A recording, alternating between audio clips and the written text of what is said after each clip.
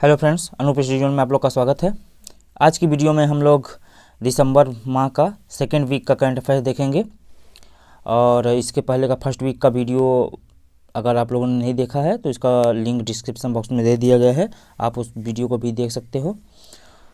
आज का पहला प्रश्न है, the Midway battle Modi's roller coaster second term, इस पुस्तक के लेखक कौन है? ऑप्शन में आपके गौतम चिंतामणि, शारदा मेनन, अडामा बैरो, भूपेंद्र भाई पटेल हैं।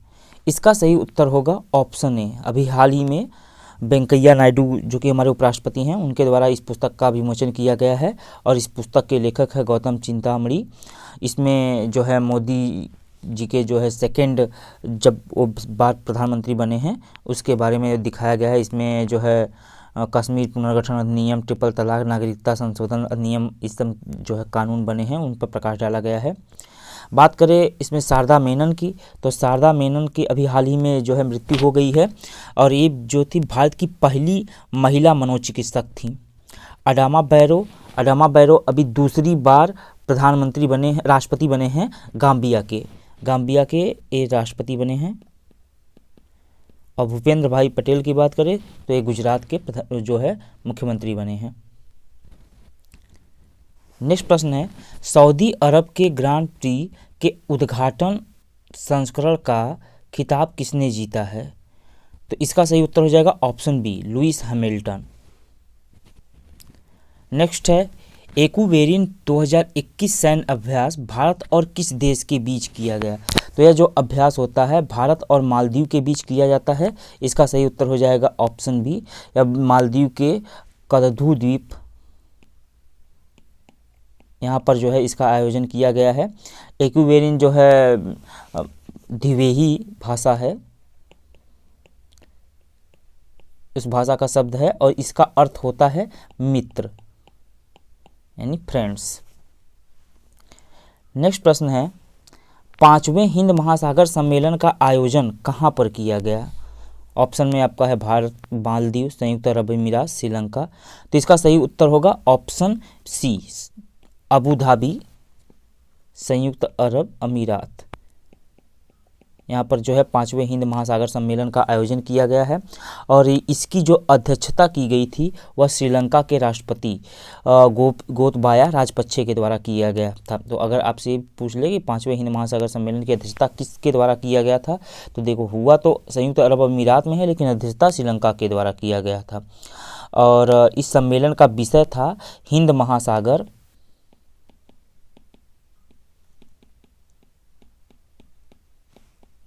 पारिस्थितिकी, अर्थव्यवस्था, महामारी।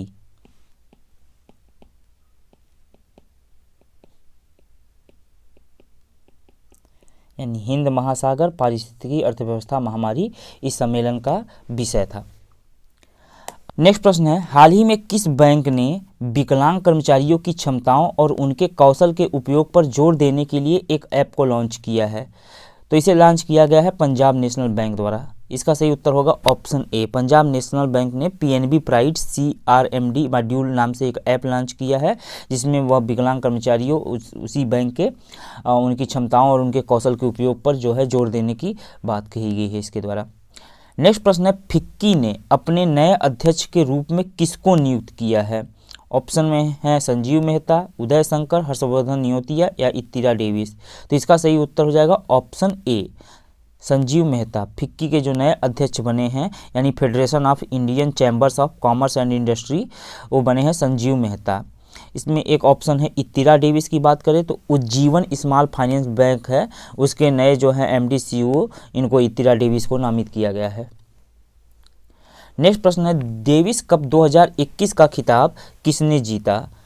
तो इसका सही उत्तर होगा ऑप्शन बी, रूस ने। रूस पे हालांकि इसमें प्रतिबंध लगा हुआ है तो रूस जो है रूसी टेनिस महासंघ के नाम से जो है इस कप को खेल रहा था और इसको रूस ने क्रोएशिया को हराकर यह खिताब जो है अपने नाम किया।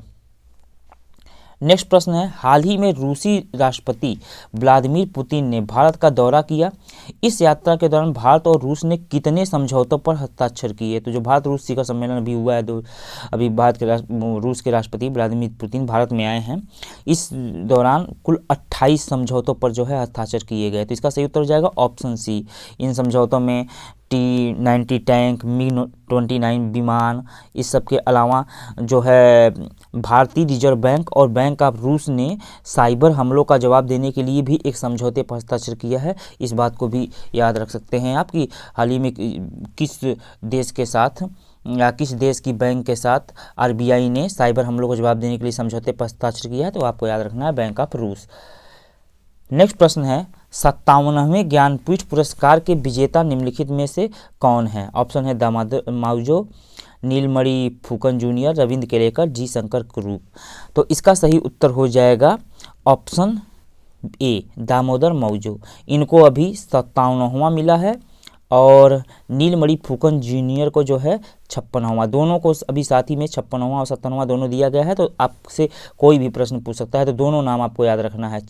जो 56 नंबर है वह नीलमणि फुकन जूनियर को और 57 नंबर ज्ञानपीठ पुरस्कार दामोदर मावजो को मिला है। अगला प्रश्न है, सी इज अ चेंज मेकर कार्यक्रम की शुरुआत निम्नलिखित में से किसके द्वारा किया गया है? ऑप्शन है महिला एवं बाल विकास मंत्रालय, नीति आयोग, राष्ट्रीय महिला आयोग और स्टेट बैंक ऑफ इंडिया। तो इसका सही उत्तर होगा ऑप्शन सी। राष्ट्रीय महिला आयोग ने जो है महिला प्रतिनिधियों, ग्राम पंचायतों से लेकर संसद सदस्यों और राजनीतिक कार्यकर्ताओं के लिए जो है एक अखिल भारतीय क्षमता निर्माण कार्यक्रम की शुरुआत की है, जिसको नाम दिया गया है सी इज अ चेंज मेकर। राष्ट्रीय महिला आयोग का बात करें तो राष्ट्रीय महिला आयोग का जो है गठन किया गया था 1992 में किया गया था। और राष्ट्रीय महिला आयोग का हेडक्वार्टर कहाँ पर है? नई दिल्ली में है। इसका हेडक्वार्टर राष्ट्रीय महिला आयोग का नई दिल्ली में है और इस समय इसकी जो अध्यक्षा हैं वह है रेखा शर्मा।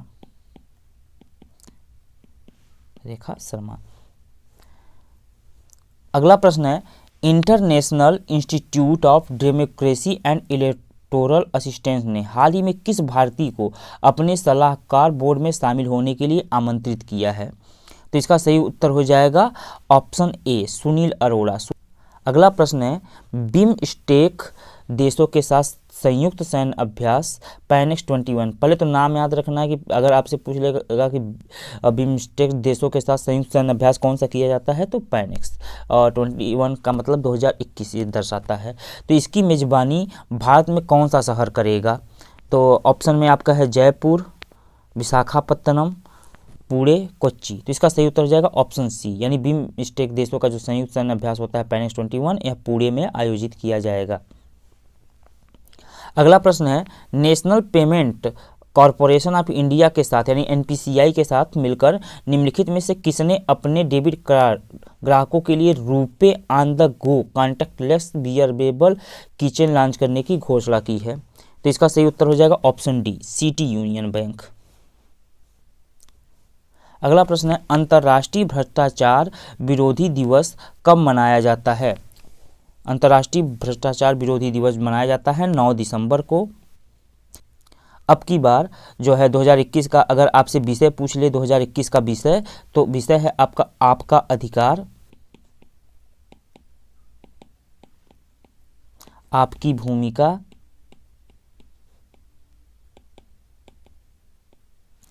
भ्रष्टाचार को ना कहें।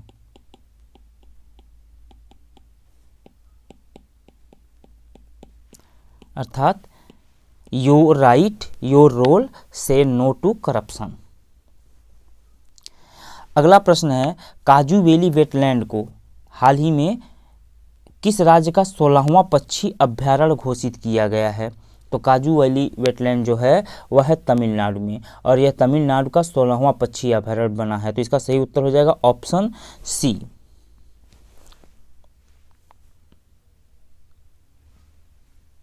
नेक्स्ट प्रश्न है, निम्नलिखित में से किस लघु बैंक ने डिजिटल गोल्ड के बदले भारत के पहले ऋण का, मतलब ऋण तो पहले मिलता था लेकिन डिजिटल गोल्ड के बदले ऋण लॉन्च करने के लिए इंडिया गोल्ड, फिनटेक फर्म है इंडिया गोल्ड, उसके साथ साझेदारी जो है समझौते पर हस्ताक्षर किए हैं?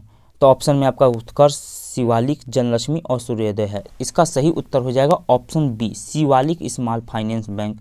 इसने जो है इंडिया गोल्ड के साथ मिलकर डिजिटल गोल्ड के बदले ऋण लॉन्च किया है। इसके तहत जो है 60,000 रुपये तक के तत्काल और डिजिटल ऋण का जो है लाभ उठाया जा सकता है। अगर बात करें शिवालिक स्मॉल फाइनेंस बैंक की, तो इसका जो हेडक्वार्टर है या जो है नोएडा, उत्तर प्रदेश में है।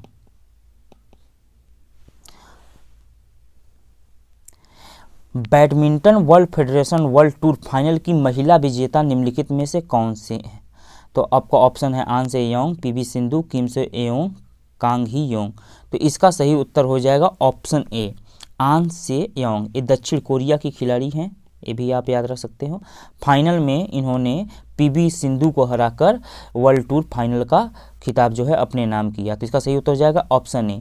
महिला में तो आन से योंग ने किया है। अगर आपसे पुरुष एकल का खिताब पूछ ले तो विक्टर एक्सेल्सन ने, विक्टर एक्सेल्सन, ये जो है डेनमार्क के खिलाड़ी हैं। पुरुष वर्ग में इन्होंने वर्ल्ड टूर फाइनल का बैडमिंटन खिताब जो है जी अपने नाम किया है। अगला प्रश्न है, फोर्ब्स की दुनिया की 100 सबसे शक्तिशाली महिलाओं की 2021 की सूची में कितनी भारतीय महिलाओं को स्थान मिला है? ऑप्शन 2 है, 3 है, 4 है, 5 है। तो इसका सही उत्तर हो जाएगा ऑप्शन सी। फोर्ब्स की जो दुनिया की सबसे 100 शक्तिशाली महिला हैं उनमें 4 भारतीयों का स्थान मिला है। जो सबसे ऊपर भारतीय नहीं वो है अपनी वित्त मंत्री निर्मला सीतारमण, और इनको जो है इसमें 37वां स्थान मिला हुआ है। जबकि जो अन्य 3 महिलाएं हैं उनमें है रोशनी नादर,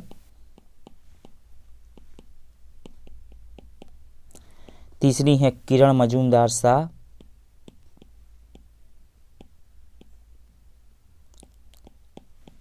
और चौथी है फाल्गुनी नायर।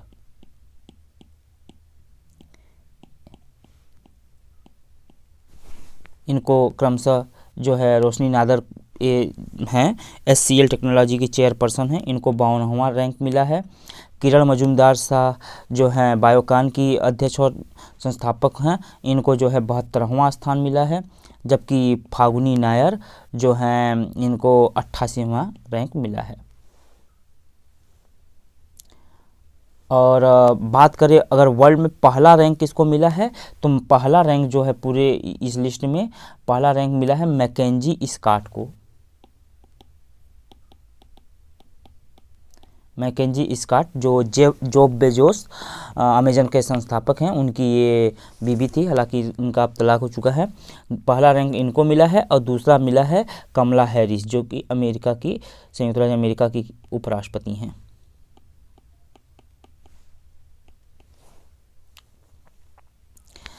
जर्मनी के नए चांसलर के रूप में किसने शपथ ली है? ऑप्शन है Angela Merkel, Olaf Scholz, Frank Walter Steinmeier या इनमें से कोई नहीं। तो इसका सही उत्तर होगा ऑप्शन बी, ओलाफ स्कोल्ज जो हैं जर्मनी के नए चांसलर बने हैं।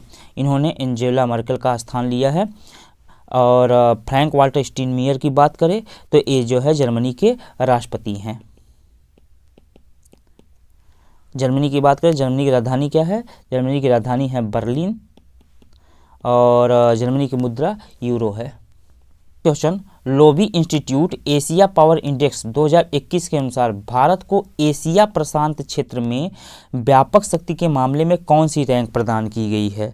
तो इसका सही उत्तर हो जाएगा ऑप्शन सी, चौथी रैंक प्रदान की गई है। इस रैंक के अनुसार पहला रैंक जो दिया गया है वह दिया गया है USA को, दूसरे पे जो है चाइना, तीसरे पे जापान और चौथी रैंक जो है भारत को मिली है। जबकि रसिया को 5वां स्थान दिया गया है। कहाँ पे? एशिया प्रशांत क्षेत्र में जो है शक्ति के मामले में। नेक्स्ट प्रश्न है, सार्क चार्टर दिवस कब मनाया जाता है? तो इसका सही उत्तर हो जाएगा ऑप्शन ए, 8 दिसंबर। नेक्स्ट प्रश्न है, फ्रांस स्थित विश्व असमानता लैब की रिपोर्ट विश्व असमानता रिपोर्ट 2022 के अनुसार दुनिया की सबसे गरीब आधी आबादी वैश्विक आय का कितना प्रतिशत कमाती है? यानी दुनिया में जितने लोग हैं उसकी 50% आबादी, आधी आबादी पूरे वैश्विक आय का कितना कमाती है? तो इसका सही उत्तर होगा ऑप्शन सी 8.5%। यानी दुनिया के 50% लोगों के, जो निचले 50% लोग हैं, उनके पास पूरी जो है वैश्विक आय का सिर्फ 8.5% आता है।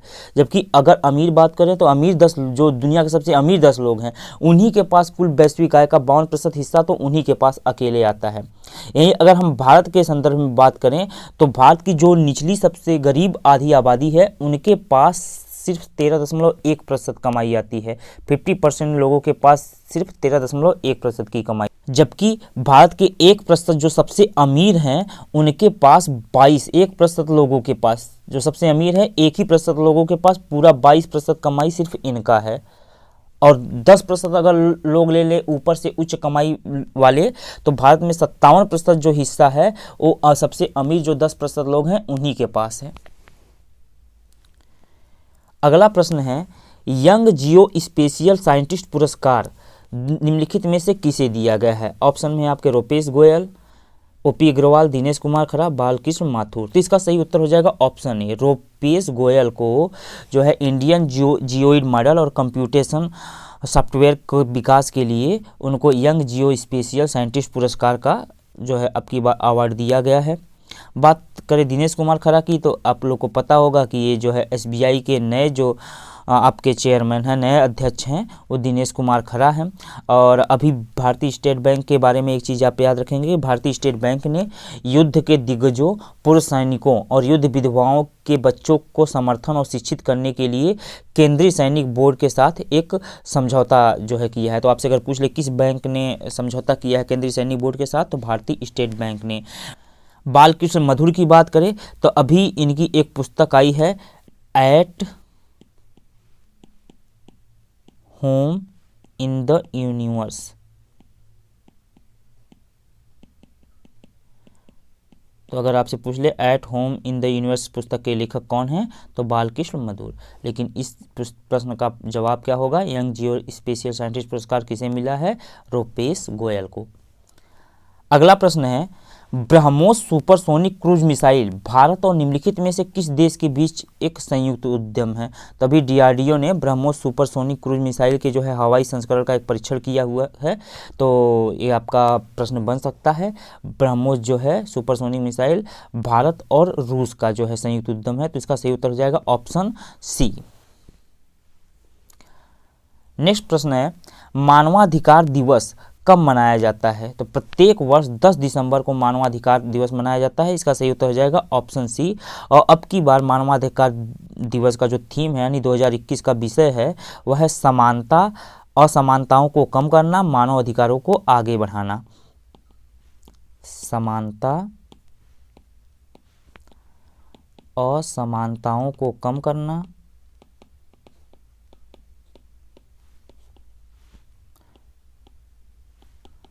मानव अधिकारों को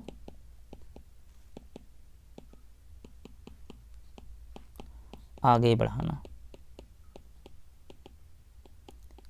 ये 2021 का विषय है मानवाधिकार दिवस का। अगला प्रश्न है, भारत सरकार द्वारा भाषा संगम मोबाइल ऐप कितनी भाषाओं के साथ लॉन्च किया गया है? तो इसका सही उत्तर हो जाएगा ऑप्शन सी 22 भाषाओं में इसे जो है लॉन्च किया गया है। नेक्स्ट प्रश्न है, केंद्रीय मंत्रिमंडल ने केन बेतवा नदी को जोड़ने की परियोजना के लिए कितने धनराशि की केंद्रीय सहायता को मंजूरी दी है? तो केन बेतवा नदी को जोड़ने की जो परियोजना है, इसकी जो लागत बताई जा रही है 44,605 करोड़ रुपए आकी गई है। और केंद्रीय मंत्रिमंडल ने इस परियोजना के लिए 39,317 करोड़ रुपए की केंद्रीय सहायता को मंजूरी दी है। तो इसका सही उत्तर हो जाएगा ऑप्शन बी। इस 39,317 रुपए में से 36,290 करोड़ रुपए अनुदान के रूप में देने की बात की गई है और 3,027 करोड़ रुपए ऋण के रूप में जो है शामिल है इसमें। नेक्स्ट प्रश्न है, संकेत महादेव सरगर का संबंध निम्नलिखित में से किस खेल से है? ऑप्शन में है आपका हॉकी, गोल्फ, बैडमिंटन, भारोत्तोलन। तो इसका सही उत्तर हो जाएगा ऑप्शन डी, संकेत महादेव सरकर ने जो है अभी राष्ट्रमंडल भारोत्तोलन चैंपियनशिप जो हुआ है उसमें स्वर्ण पदक जीता हुआ है। तो और इनका संबंध किस खेल से है? भारोत्तोलन से। नेक्स्ट प्रश्न है, सीनियर महिला राष्ट्रीय फुटबॉल चैंपियनशिप निम्नलिखित में से किसने जीता? तो अभी केरल में इसका फाइनल, केरल के कोझिकोड में जो है इसका फाइनल खेला गया था और मणिपुर ने रेलवे की टीम को हराकर सीनियर महिला राष्ट्रीय फुटबॉल चैंपियनशिप का खिताब जीता है। तो इसका सही उत्तर हो जाएगा ऑप्शन ए। अगला प्रश्न है, 2022 तक 1 लाख से अधिक शिक्षार्थियों को प्रशिक्षण देने के लक्ष्य के साथ एक साइबर सुरक्षा कौशल कार्यक्रम निम्नलिखित में से किसके द्वारा शुरू किया गया है? इसका सही उत्तर हो जाएगा ऑप्शन सी, माइक्रोसॉफ्ट ने जो है इस कार्यक्रम को शुरुआत किया है। माइक्रोसॉफ्ट की बात करें तो माइक्रोसॉफ्ट का हेडक्वार्टर कहाँ पर है? वाशिंगटन में। और इसके वर्तमान में जो सीईओ और अध्यक्ष हैं वह है सत्या नडेला। नेक्स्ट प्रश्न है, ऊर्जा मंत्रालय ने आज़ादी का अमृत महोत्सव के तहत ऊर्जा संरक्षण सप्ताह कब मनाया? तो इसका सही उत्तर हो जाएगा ऑप्शन बी, 8 से 14 दिसंबर। 8 से 14 दिसंबर को जो है ऊर्जा संरक्षण सप्ताह के रूप में मनाया गया है। अगला प्रश्न है, हाल ही में किस राज्य ने कृषि क्षेत्र को बढ़ावा देने के लिए आत्मनिर्भर कृषक विकास योजना को मंजूरी दी है? तो इसका सही उत्तर हो जाएगा ऑप्शन ए, उत्तर प्रदेश सरकार ने आत्मनिर्भर कृषक विकास योजना को मंजूरी दी है। इस योजना में जो है फसल कटाई के बाद प्रबंधन, बुनियादी ढांचे और समुदाय के लिए परियोजनाओं में निवेश के लिए दीर्घकालिक ऋण वित्तपोषण सुविधा प्रदान किया जाएगा। इसमें बैंकों और वित्तीय संस्थानों द्वारा प्राथमिक कृषि ऋण समितियों, विपणन सहकारी समितियों, स्वयं सहायता समूहों, किसानों और संयुक्त देयता समूहों को ऋण के रूप में 1 लाख करोड़ रुपए जो है प्रदान किए जाएंगे। उत्तर प्रदेश के मुख्यमंत्री वर्तमान में हैं योगी आदित्यनाथ और राज्यपाल हैं आनंदीबेन पटेल। नेक्स्ट प्रश्न है, अंतर्राष्ट्रीय पर्वत दिवस कब मनाया जाता है? तो प्रत्येक वर्ष 11 दिसंबर को अंतर्राष्ट्रीय पर्वत दिवस मनाया जाता है। इसका सही उत्तर हो जाएगा ऑप्शन डी, 11 दिसंबर।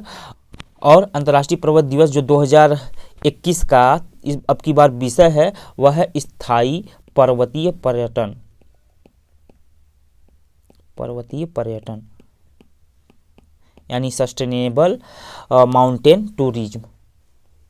अगला प्रश्न है, हाल ही में हैदरपुर आर्द्रभूमि को रामसर साइट के रूप में मान्यता दी गई है, यह किस राज्य में स्थित है? तो हैदरपुर आर्द्रभूमि रामसर साइट जिसको दर्जा दिया गया है यह है उत्तर प्रदेश में। यह उत्तर प्रदेश का उत्तर प्रदेश का 9वां जो है रामसर साइट के रूप में बना है। अगर पूछता है भारत में रामसर साइट कितने हो गए हैं अब? 47। भारत में रामसर साइट की संख्या जो है 47 हो गई है और उत्तर प्रदेश का 9वां बना है। कौन? हैदरपुर आर्द्रभूमि।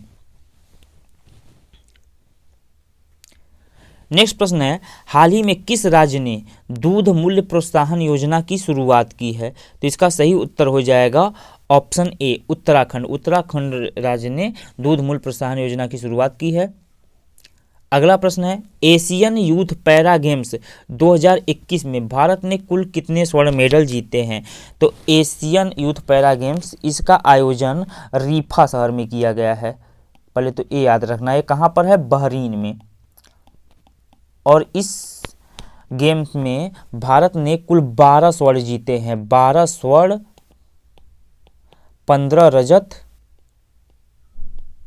और 14 आपके कांस्य। और टोटल जो पदक था और टोटल पदकों की संख्या क्या थी? 41 टोटल। और आपसे पूछा हुआ है स्वर्ण, तो इसका सही उत्तर हो जाएगा ऑप्शन ए। नेक्स्ट प्रश्न है, समिट फॉर डेमोक्रेसी की मेजबानी किस देश के द्वारा की गई है? तो इसका सही उत्तर हो जाएगा ऑप्शन सी, संयुक्त राज्य अमेरिका के द्वारा। अगला प्रश्न है, royal institute of British architects ने 2022 रॉयल गोल्ड मेडल से किसे सम्मानित करने की घोषणा की? ऑप्शन में है आपके बालकृष्ण दोषी, सौम्या स्वामीनाथन, सुचित्रा एल्ला, निर्मला सीतारमण। तो इसका सही उत्तर हो जाएगा ऑप्शन ए, बालकृष्ण दोषी। बालकृष्ण दोषी को जो है 2022 के रॉयल गोल्ड मेडल से सम्मानित करने की घोषणा की गई है। अन्य जो 3 ऑप्शन की बात करें तो अभी हम लोग ने फोर्ब्स का लिस्ट जो देखा था कि जो विश्व की सबसे शक्तिशाली महिला थी, अभी जो है फॉर्च्यून इंडिया ने भी, जो फॉर्च्यून इंडिया है उसने भी जो है भारत की सबसे शक्तिशाली महिला का जो है 2021 की जो है घोषणा की है। उसमें पहला जो स्थान दिया गया है वह निर्मला सीतारमण को दिया गया है, जबकि दूसरी रैंकिंग पे नीता अंबानी को रखा गया है। जो टॉप 5 भारतीय शक्तिशाली महिला है, पहले पे निर्मला सीतारमण, दूसरे पे नीता अंबानी को, तीसरे पे जो है सौम्या स्वामीनाथन को रखा गया है। ये जो है वैज्ञानिक हैं और विश्व स्वास्थ्य संगठन में। और जो चौथा स्थान आपको किरण मजूमदार शाह को मिला है और पांचवा स्थान दिया गया है सुचित्रा एल्ला को। ये भारत बायोटेक इंटरनेशनल लिमिटेड की जो है एमडी हैं। नेक्स्ट प्रश्न है, भारत कौशल रिपोर्ट 2022 में किस राज्य ने शीर्ष स्थान प्राप्त किया है? तो इसको जारी करता है वीबॉक्स, इस रिपोर्ट को। और अब की जो 2022 के 9वें संस्करण में जो है 9वां संस्करण था इसका, और इसमें महाराष्ट्र को शीर्ष स्थान मिला है। इसका सही उत्तर हो जाएगा ऑप्शन ए। और इस रिपोर्ट का जो विषय था वह कार्य के भविष्य का पुनर्निर्माण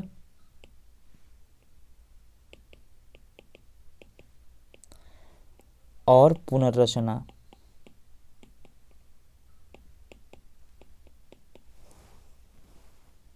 और दूसरा स्थान मिला है, पहला स्थान तो महाराष्ट्र का हो गया, दूसरा स्थान जो है उत्तर प्रदेश और तीसरा स्थान केरल को मिला है, और पश्चिम बंगाल जो है चौथे स्थान पे रहा है। तो भारत कौशल रिपोर्ट 2022 में उत्तर प्रदेश का भी आप लोग याद रखिएगा, उत्तर प्रदेश जो है दूसरे स्थान पे रहा है, पहले स्थान पे कौन रहा है? महाराष्ट्र। नेक्स्ट प्रश्न है, 17वीं मिस यूनिवर्स 2021 का ताज किसे मिला है? तो पहला तो याद रखना है कि इसका आयोजन किया गया था इजराइल में, ये चीज़ याद रखना है। और यह जो है ताज मिला है हरनाज संधू यानी भारतीय को मिला है, और इसका उत्तर हो जाएगा ऑप्शन ए। और इसमें अन्य ऑप्शन की बात करें, नादिया फरेरा और लालीला मसवाने। नादिया फरेरा जो है पराग्वे की हैं, इनको मिला है सेकेंड रैंक, और लालीला मसवाने जो हैं ये दक्षिण अफ्रीका की थी हैं, इनको जो है तीसरा रैंक मिला है, यानी तीसरे स्थान पर ही रहीं। नेक्स्ट प्रश्न है, अंतर्राष्ट्रीय सार्वभौमिक स्वास्थ्य कवरेज दिवस कब मनाया जाता है? तो इसका सही उत्तर हो जाएगा ऑप्शन सी, 12 दिसंबर को। प्रत्येक वर्ष 12 दिसंबर को अंतर्राष्ट्रीय सार्वभौमिक स्वास्थ्य कवरेज दिवस मनाया जाता है। और इस बार जो इसका विषय था वह था किसी के स्वास्थ्य को पीछे न छोड़ें,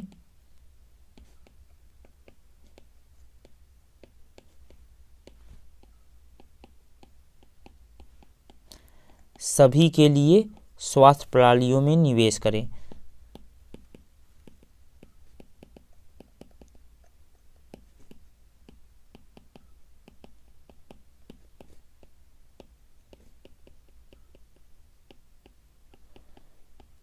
अब की बार ये विषय था। नेक्स्ट प्रश्न है, यूनिसेफ की नई प्रमुख के रूप में किसे नियुक्त किया गया है? ऑप्शन है Catherine Russell, Henrietta Fore, Nina Gupta, Pradeep Kumar Panja. तो इसका सही उत्तर हो जाएगा ऑप्शन ए, कैथरीन रसेल जो है यूनिसेफ की नई प्रमुख बनी हैं, और इन्होंने हेनरिटा फोर का स्थान लिया है। जबकि नीना गुप्ता की बात करें तो नीना गुप्ता को रामानुजम पुरस्कार 2021 का रामानुजम पुरस्कार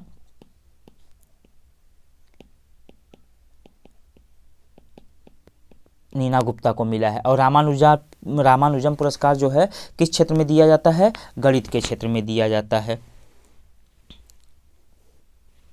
अगला प्रश्न है, हाल ही में एशियाई विकास बैंक ने भारत में शहरी सेवाओं में सुधार के लिए कितने धनराशि की नीति आधारित ऋण को मंजूरी दी है? ऑप्शन है $250 मिलियन, $350 मिलियन, $450 मिलियन, $550 मिलियन। इसका सही उत्तर हो जाएगा ऑप्शन बी, $350 मिलियन, यानी लगभग 2653 करोड़ रुपए के पास में जो है भारत को एशियाई विकास बैंक ने दिया है शहरी सेवाओं में सुधार के लिए। और अब बात करें एशियाई विकास बैंक, इसका हेडक्वार्टर कहाँ पे है? फिलीपींस में है। अगला प्रश्न है, हाल ही में संयुक्त राष्ट्र महासभा ने अंतर्राष्ट्रीय सौर गठबंधन को पर्यवेक्षक का दर्जा दे दिया है। अंतर्राष्ट्रीय सौर गठबंधन का हेडक्वार्टर आपसे पूछा हुआ है कहाँ पे है? तो इसका सही उत्तर हो जाएगा ऑप्शन बी, गुरुग्राम में। अंतर्राष्ट्रीय सौर गठबंधन का हेडक्वार्टर कहाँ पे है? गुरुग्राम।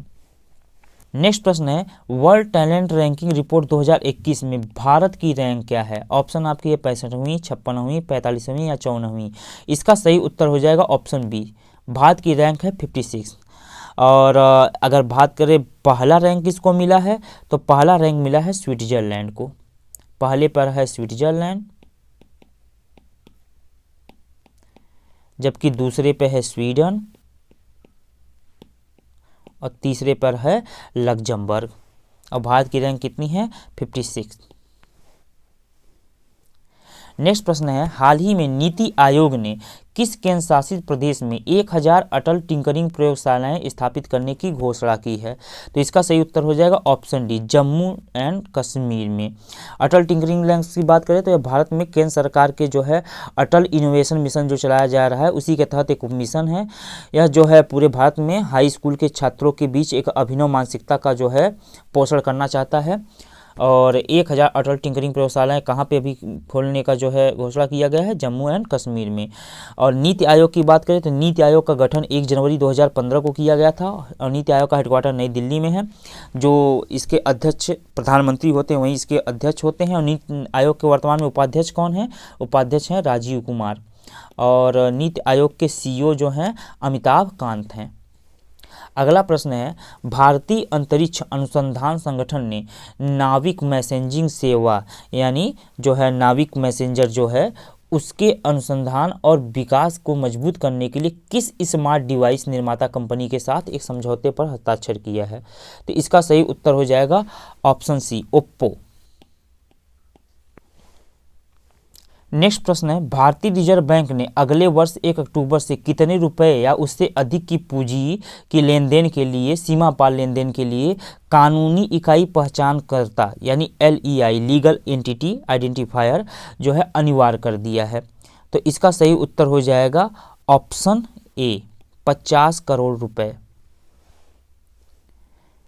नेक्स्ट प्रश्न है कुल पंजीकृत इलेक्ट्रिक वाहनों के मामले में कौन सा राज्य शीर्ष पर है। तो इसका सही उत्तर हो जाएगा ऑप्शन सी, उत्तर प्रदेश। उत्तर प्रदेश जो है कुल पंजीकृत इलेक्ट्रिक वाहनों के मामले में पहले स्थान पर है, जबकि दूसरा स्थान जो है दिल्ली का है।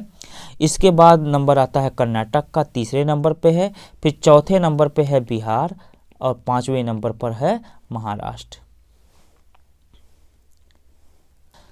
नेक्स्ट प्रश्न है हाल ही में किस राज्य ने महिलाओं सहित युवाओं में उद्यमिता और रोजगार के अवसरों तक पहुंच में सुधार के लिए राज्य स्तरीय पहल कोड उन्नति के एक भाग के रूप में संयुक्त राष्ट्र विकास कार्यक्रम यानी UNDP United Nation Development Programme के साथ एक समझौता पत्र पर हस्ताक्षर किया है।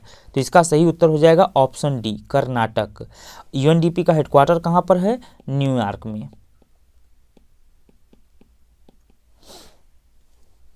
अगला प्रश्न है हाल ही में किस राज्य द्वारा सामान्य श्रेणी आयोग की स्थापना किया गया है। तो इसका सही उत्तर हो जाएगा ऑप्शन बी, हिमाचल प्रदेश सरकार। इसके पहले हालांकि MP ने जो मध्य प्रदेश ने भी उच्च जातियों के लिए एक जो है आयोग की स्थापना की थी। अभी हिमाचल प्रदेश के द्वारा सामान्य श्रेणी के लिए एक आयोग की स्थापना की गई है। नेक्स्ट प्रश्न है अंतर्राष्ट्रीय समुद्री संगठन परिषद का मुख्यालय कहाँ पर स्थित है। तो इसका सही उत्तर हो जाएगा ऑप्शन बी, लंदन। अंतर्राष्ट्रीय समुद्री संगठन परिषद का हेडक्वार्टर यानी इंटरनेशनल मैरीटाइम ऑर्गेनाइजेशन जो है लंदन में है।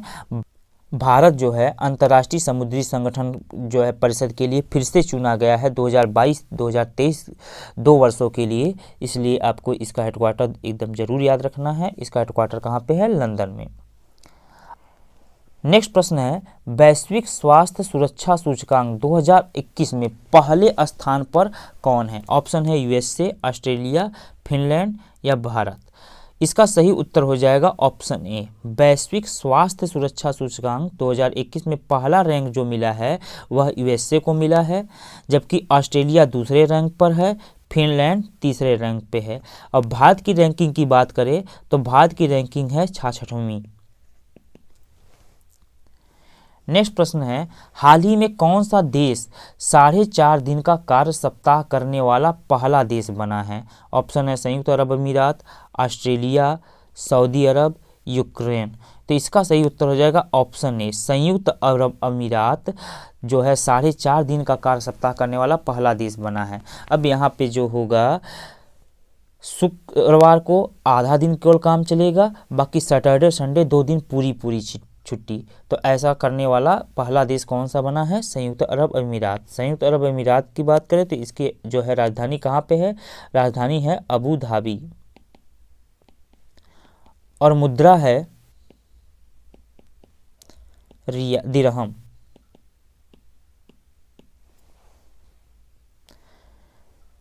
तो दोस्तों आज के वीडियो में बस इतना ही। उम्मीद करता हूँ वीडियो आप लोग को पसंद आई होगी। पसंद अगर आई है वीडियो तो लाइक ज़रूर करें और ज़्यादा से ज़्यादा शेयर करें, और चैनल को अभी तक सब्सक्राइब नहीं किया है तो चैनल को सब्सक्राइब जरूर कर लें। मिलते हैं नेक्स्ट वीडियो में, तब तक के लिए धन्यवाद। जय हिंद।